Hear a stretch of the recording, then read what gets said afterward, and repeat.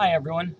In this video, I'm going to talk to you about what I call celebrations of knowledge.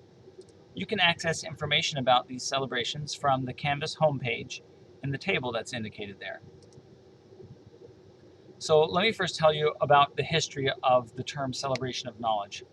When I was in college, I took a math class. I took Calculus 2, and I was so scared of it. At this point, I was taking it for the third time, and the first two times I was taking Calculus 2 at my undergraduate institution, I had dropped the course before the end of the first week.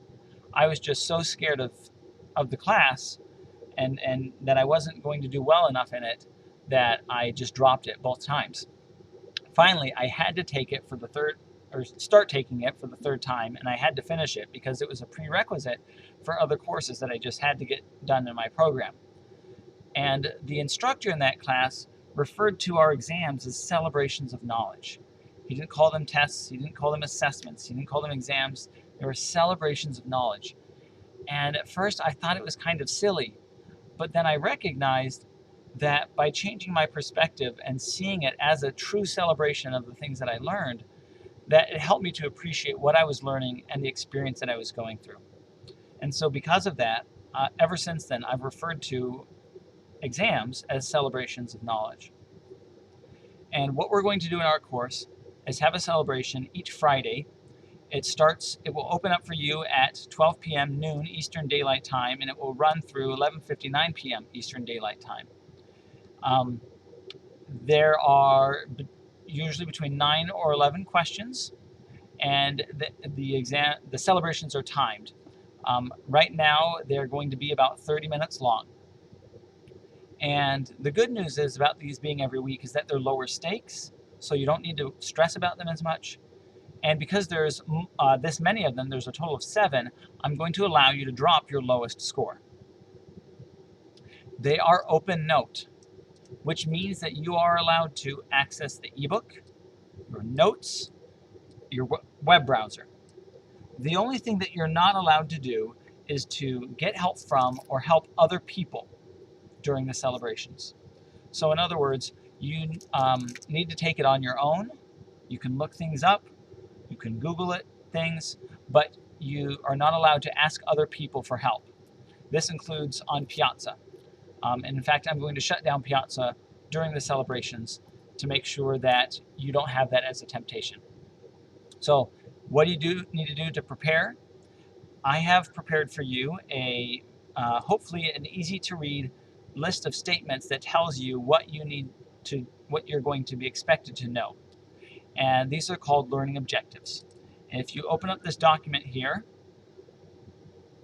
you'll see that it's organized by chapter. It tells you for each chapter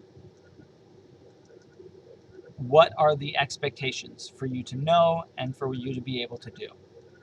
I've published this as a way for you to check yourself.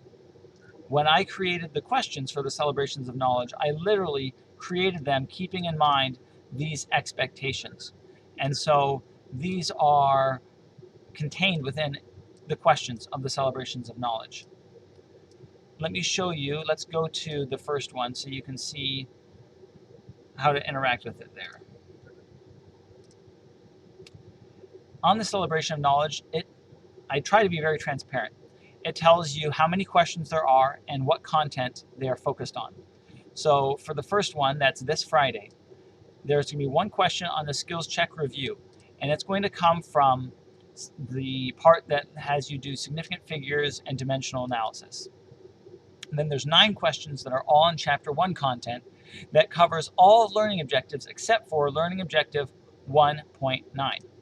And if we open that back up again, we can see 1.9 is to define enthalpy, differentiate endothermic and exothermic processes. Oh, excuse me, that's 8. 1.9, define state function and give specific examples.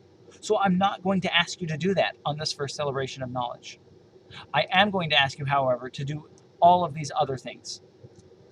And hopefully that makes it crystal clear, and so you know exactly what you need to do.